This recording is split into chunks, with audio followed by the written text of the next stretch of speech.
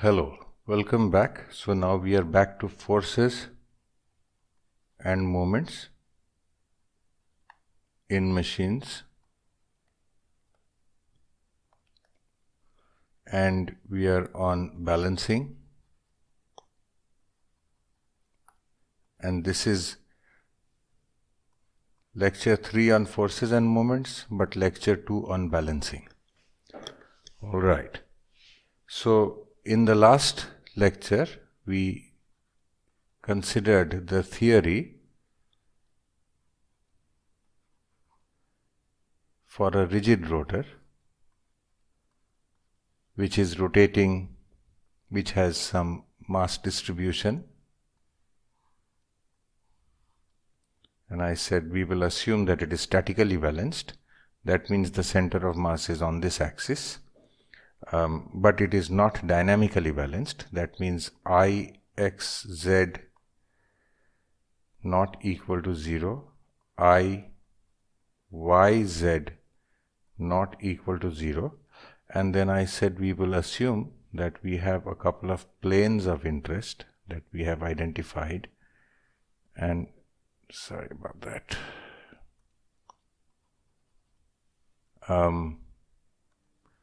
And then another plane here.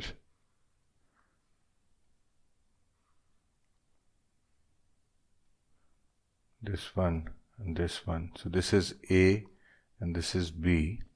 And on plane A, in the x direction at some distance d and in the y direction at some distance d, we were putting a mass m a x and a mass m a y.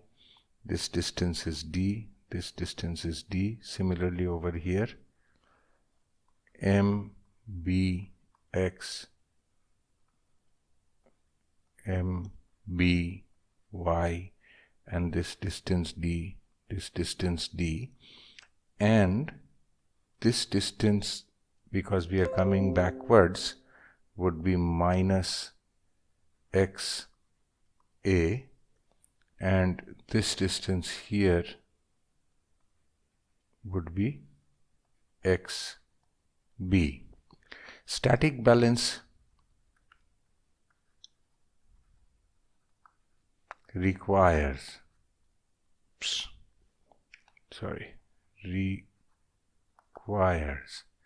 CMG, this point is G, to be on Z axis. If the center of mass is not on the Z axis, there will be vibrations. However, let me use red now to point out that by adding a mass here, positive or negative, negative just means we would add it on the other side, or we would drill a hole and remove mass. Both are the same from the balancing viewpoint.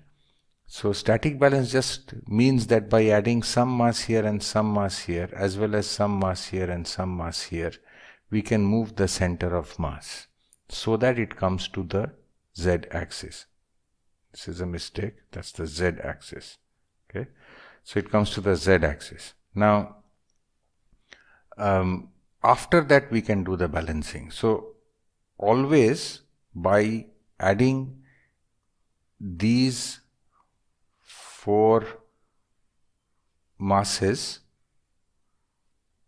we can first get static balancing, then by adding additional masses we can get dynamic balancing, and the additional masses are added in such a way that the center of mass does not move off the axis, and in this way we take care of the entire set of balancing.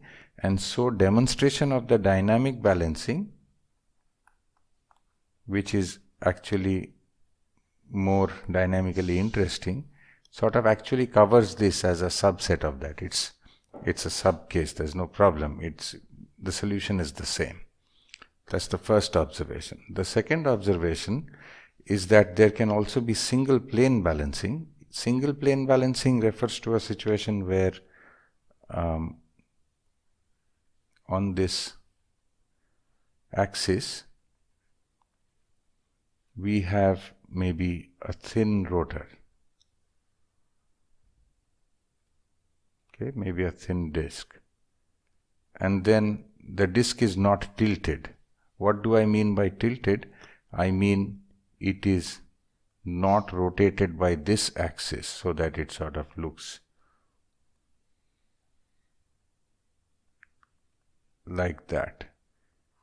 No, it is not tilted about this axis. Similarly, it is not tilted about that axis. Okay. In that case, all that can happen is that the center of mass can be a bit off. So single plane balancing is simpler. I am not discussing it explicitly. You can look it up. It's easier. It's just a simpler case of what we are doing with two plane balancing. We are doing two plane balancing. Okay, that's the first part. Now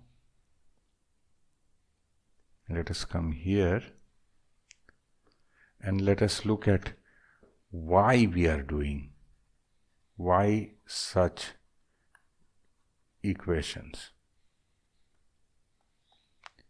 You see, when you make a rotor, the center of mass may be slightly off. You'll add masses, balance it.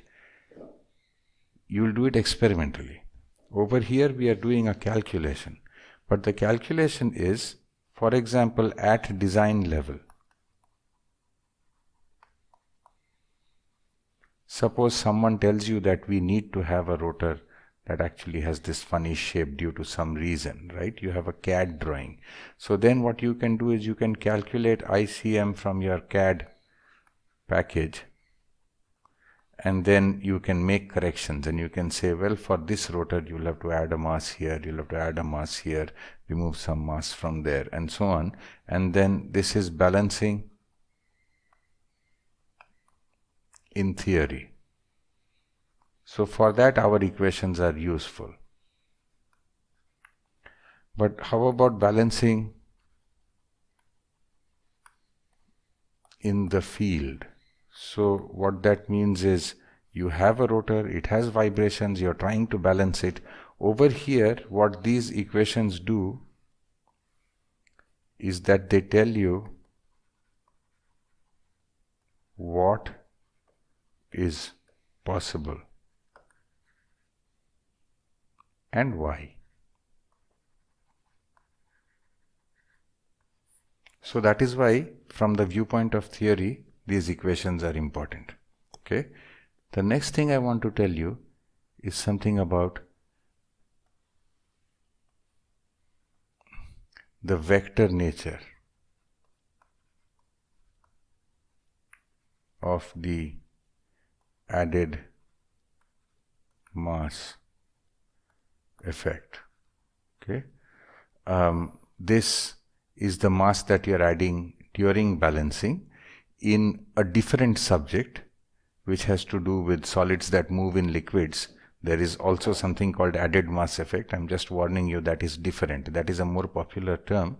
But over here I am just talking about, let's say this is plane A, and over here at a distance d I have max, and over here at a distance d I have mbx. Okay. Now what I want to say is this: let max be equal to some bigger number a cos phi, and let this is not mbx, this is may, and let may be equal to that same bigger number sin phi.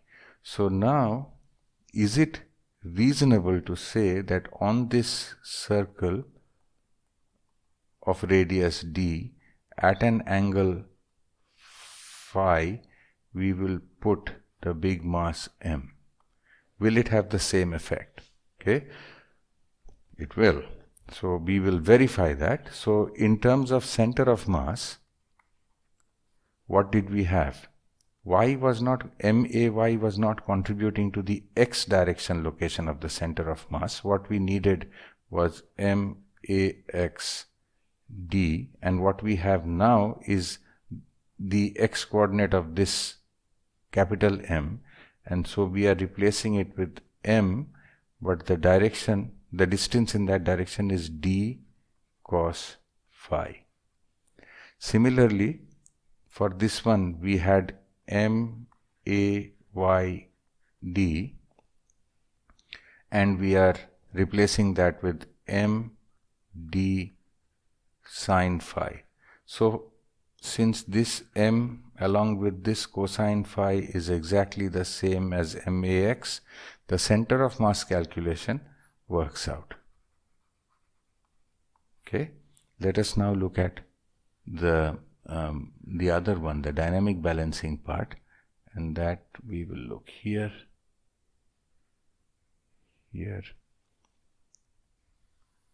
So what we needed for the dynamic balancing part was that I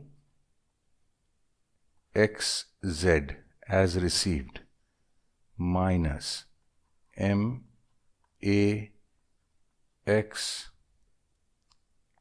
d.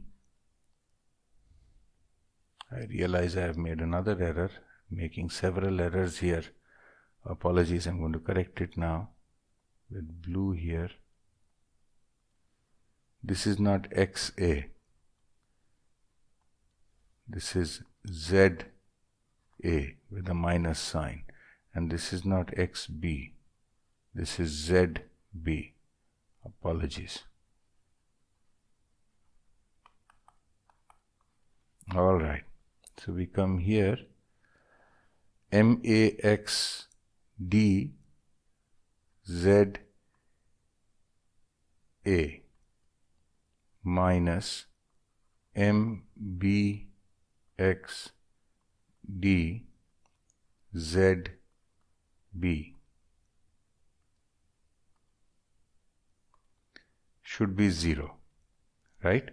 And now this is what we had earlier, and we had a similar I y z minus something equals 0. Let's look at this part. What do we need? We need the mass, its x coordinate, and the z coordinate, because let me draw the circle again.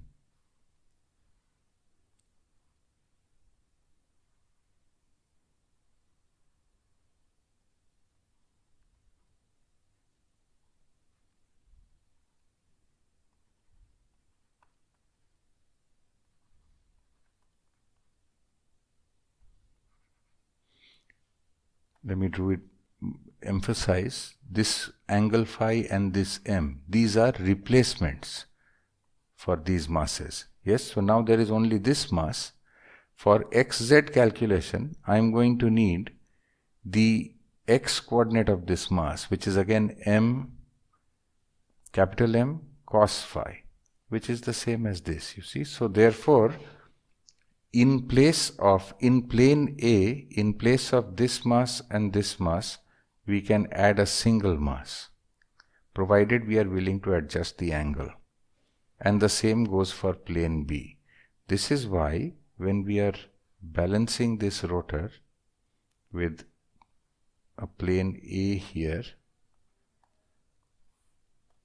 that's Z, this is X, this is Y, and a plane B here, in that case there is actually this circle whose radius arbitrarily I have called the distance d, and over here there is this circle whose radius is arbitrarily this distance d. Over here, let me use red for emphasis, over here at some angle phi I can put one mass, over here possibly at some other angle phi I can put another mass, and in this way two planes, two angles, two masses, and I can get balancing. So I hope this part is clear. Okay, so there is a vector nature to the added mass. Okay, now we will come to field balancing. Now for field balancing,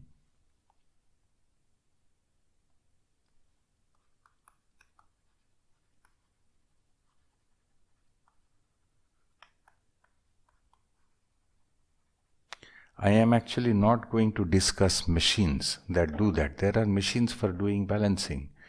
They are very important, and it is a technological area that you might get into, but even if you don't, it is important to understand the theory. Okay, so here is how it goes. Let's say we have a rotor once again. So here is a rotor now.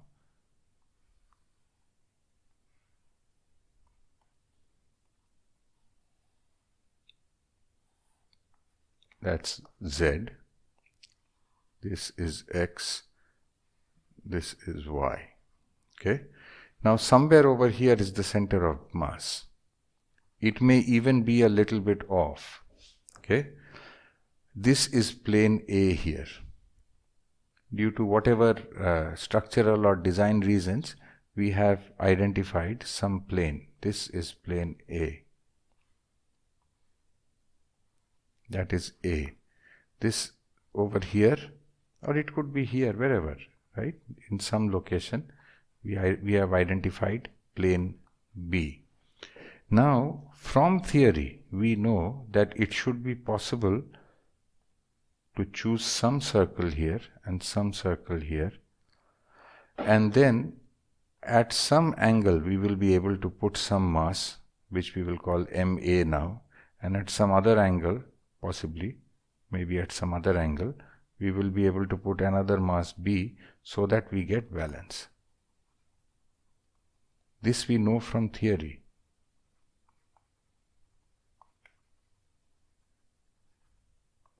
Okay, here's the point. The rotor actually spins. So if the rotor has been rotated by 30 degrees, then the mass location must also rotate by 30 degrees. For this reason, we need a reference line on the rotor. Okay, so let us say this is the reference line. We wait until this becomes perfectly vertical. So this is the reference line. Okay, we have to measure our vibration with relation to this reference line. Okay, so what is the position of this point? This point goes round and round in a circle, so that reference line goes at an angle. For this reason, we will need a measurement where this will be the reference line angle, goes from 0 to 2 pi. Actually, we will have a measurement, right? It will just go like this, but we will take this to be 0, take this to be 2 pi, this is 2 pi. We may watch it using strobes. Look that up. We may watch on an oscilloscope. We may put a small little reflector light and then reflector tape and then have some light and do that. However we do it, there has to be a location relative to the reference line. Okay, an angle measurement of the reference line relative to the laboratory, I'm sorry. And then what we will do is at location A or some such, at some location, we will have a vibration measurement, right? So that vibration measurement will be periodic and it will be something like this. Okay, think of that as sinusoidal.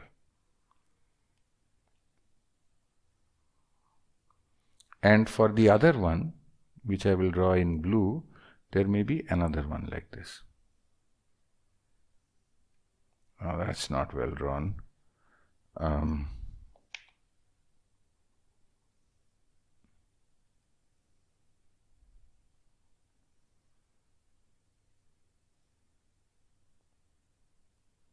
Something periodic. Okay, same period. All right, so now let us say we look at this maximum. This gives you a phase. Let us say this is the plane B measurement. Okay, so that is a phase of the vibration. Similarly, over here there is plane A. Let us say this itself is the phase of the vibration. This is plane A. As I have drawn it, it seems to be near 0. Well, let us say that is the phase of that vibration, and this one blue is the phase of this vibration. So you see, the vibration has a phase, therefore I can write it as a sine phi, cos phi. I can write it as two components. Okay, that is one way to do it. An alternative way to do it is, I will clarify this in a second. So at plane A, vibration, let us say we are doing acceleration, it doesn't matter. Okay, so it is A sine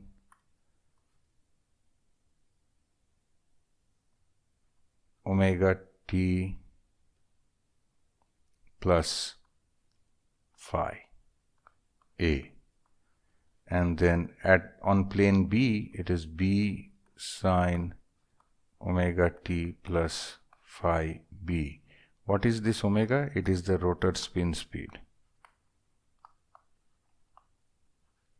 Okay, so now I have this A and this B, but what I will do is I will transform it. I will write it as A sine omega t cos phi A plus A cos omega t sine phi A, and then this part I will combine with this part and I will call it, A1 sine omega t, and this part I will combine and I will call it A2 cos omega t.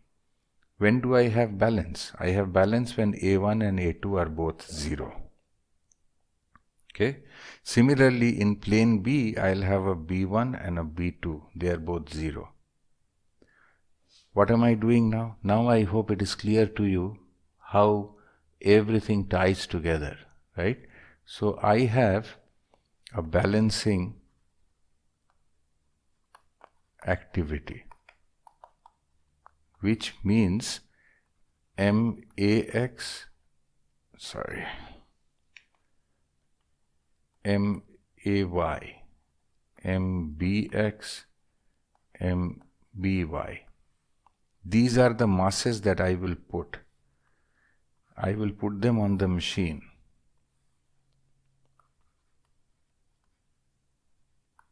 And I will have a vibration output which will be A1, A2, B1, B2. Okay, this is what I want. I want this to be 0. So what do I have to do? I have to adjust. When I adjust this, I want to make it 0. This is an experiment, but I can do it iteratively. Where have you used an iteration where you are adjusting 4 inputs to make 4 outputs equal to 0? Newton-Raphson.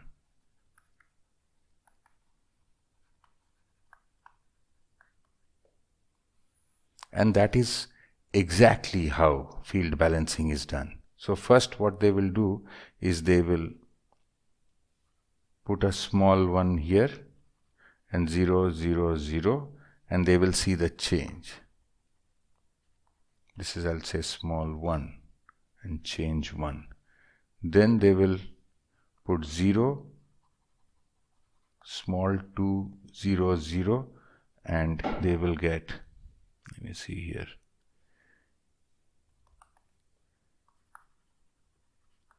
change 2.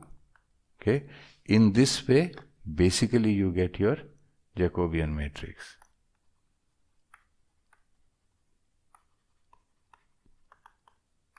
Then you invert, you get new masses to be added, and you check if the vibration is satisfactory. Can't even write.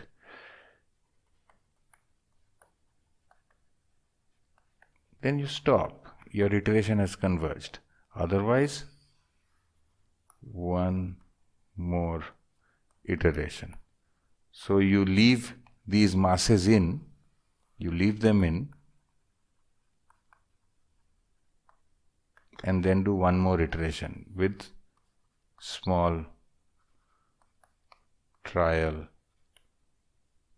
masses. Don't be fooled by the simplicity of this theory, right? So there are many things here. One is experimental noise,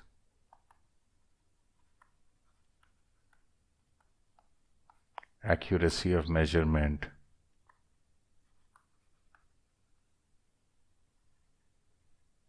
repeatability of measurement,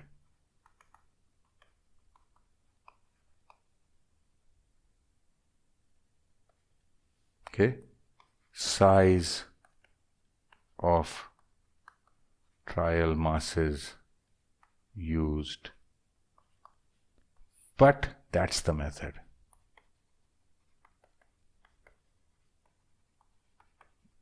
And because here we are not doing calculations, we don't need 10 decimal places. We just need acceptable levels. Okay, so that ends rotor balancing. In the next lecture, we will talk about balancing of engines. Thank you.